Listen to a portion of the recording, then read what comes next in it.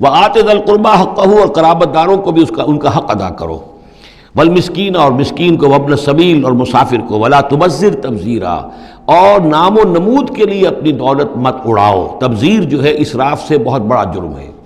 اسراف یہ ہے کہ ضرورت سے زائد خرچ کیا جائے۔ کھانا آپ کی ضرورت ہے، وہ کھانا ایک سالن روٹی سے بھی آپ کی غذا پوری ہو سکتی ہے، لیکن چار کھانے، یہ اسراف ہے۔ کپڑا آپ کی ضرورت ہے، لیکن وارڈروب بھری ہوئی ہے کپڑوں سے، یہ اسراف ہے۔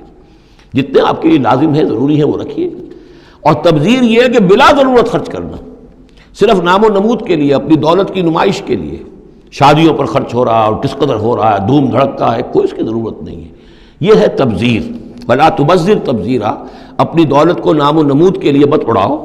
ان المبذرین کانوا اخوان الشیاطین، یقیناً یہ مبذرین جو ہیں، یہ فضول خرچی کرنے والے، بیکار دولت اڑانے والے، اپنی دولت کی نمائش کے لیے، یہ شیطانوں کے بھائی ہیں۔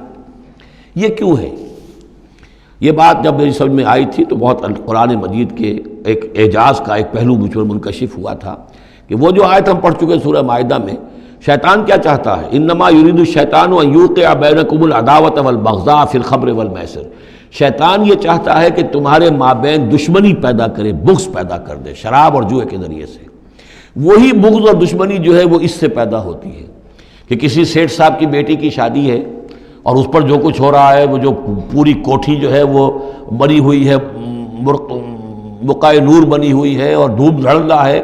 اچھا، اسی سیٹھ صاحب کا کوئی شوفر بھی ہوگا، کوئی پہرے دار ہوگا، کوئی مالی ہوگا، کوئی اس کا خانسامہ ہوگا، اس کی بچی شاید بوڑھی ہو رہی ہو، اس کے ہاتھ پیلے نہیں ہو رہے ہیں، کیا ہوگا اس کے دل میں؟ کیا چھریاں نہیں چل رہی ہوں گی اس کے دل میں؟ کیا پھر محبت پیدا ہوگی یا نفرت پیدا ہوگی؟ پھر تو ایسا ہوگا کہ جب اس کا داؤ چلے گا، یہ پیٹ پھاڑے گا اپنے اس سیٹھ کا اور لے کر جائے گا۔ یہ ہے وہ دشمنی ڈالنے والی بات، تبذیر جو ہے، جس سے کہ دشمنی پیدا ہوتی، طبقاتی شعور پیدا ہوتا ہے، ہیوز اور ہیو ناٹس کے درمیان ایک جو خلیج ہے وہ زیادہ سے زیادہ جو ہے گہری اور چوڑی ہوتی چلی جاتی ہے۔ وَكَانَ الشَّيْطَانُ لِرَبِّهِ كَفُورًا، اور یقیناً شیطان اپنے رب کا بہت ہی ناشکرا تھا۔ وَإِمَّا تُعْرِضَنَّ عَنْهُمْ ابْتِغَاءَ رَحْمَةٍ مِّن رَّبِّكَ تَرْجُوهَا، اور اگر تمہیں اعراض کرنا ہی پڑ جائے ان سے، یعنی قرابت دار ہے، کوئی اور آپ سے کوئی سائل آ گیا ہے، کوئی اور ہے جو آپ سے کوئی مدد چاہ رہا ہے، اگر آپ کو اعراض کرنا ہی پڑ جائے، کیوں؟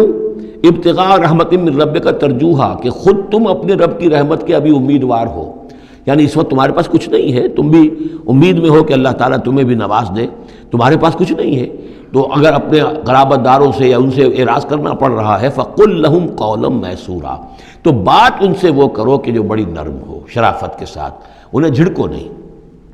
وَلَا تَجْعَلْ يَدَكَ مَغْلُولَةً إِلَىٰ عُنُقِكَ، اور نہ تو اپنے ہاتھ کو باندھ لو اپنی گردن کے ساتھ۔ یہ اصل میں کنایا ہے، استعارہ ہے بخل سے، کہ ہاتھ بندھا ہوا ہے، اس ہاتھ سے کچھ نکل ہی نہیں سکتا، کسی کو کچھ خیر جو ہے وہ مل ہی نہیں سکتا۔ وَلَا تَبْسُطْهَا كُلَّ الْبَسْطِ، اور نہ ہی ہاتھ کو کھول دو پورا کا پورا، یعنی یہ کہ بسا اوقات انسان کے اندر نیکی کا جذبہ اتنا جوش کھاتا ہے کہ سب کچھ اللہ کی راہ میں دے کر خود فقیر ہو جائے، یہ بھی نہیں، بلکہ یہ کہ ایک اعتدال کی راہ ہونی چاہیے۔ فَتَقْعُدَ مَلُومًا مَحْسُورًا، ایک وقت میں جذبات کے رو میں آ کر تو یہ سب کچھ کر بیٹھے، اور بعد میں تم جو ہے بیٹھے رہو گے الزام کھائے ہوئے اور ہارے ہوئے، اور پھر ہو سکتا ہے کہ الٹا یہ خیال ہو کہ کیا حماقت میں کر بیٹھا، مجھے جو ہے ذرا اس میں اعتدال کی روش اختیار کرنی چاہیے تھی۔ اس میں بسا اوقات ایسا ہوتا ہے کہ انسان یہ سمجھتا ہے کہ یہ غریب آدمی میرا رشتہ دار جو ہے، میں اس کی کسی نہ کسی طریقے سے اب اس کے حالات بگڑے ہوئے ٹھیک کر ہی دوں، لہذا وہ اپنی امکانی حد تک مدد کر رہا ہے، لیکن حالات ٹھیک نہیں ہو رہے اس کے، تو فرمایا ان ربک یبسط الرزق لمن یشاء ویقدر، یہ جو ہے کسی شخص کے اوپر رزق کا کشادہ ہو جانا اور کسی کے اوپر رزق کی تنگی ہو جانا، یہ تمہارے اختیار میں نہیں ہے، یہ تیرے رب کے اختیار میں ہے، اللہ کے اختیار میں ہے۔ لہذا اپنا سا فرض ادا کرو جو تم کر سکتے ہو، معقول طریقے سے، معتدل طریقے سے، متوازن طریقے سے وہ کرو۔ تم یہ نہ سمجھو کہ تم کسی کے حالات کو بدلنے پر قادر ہو۔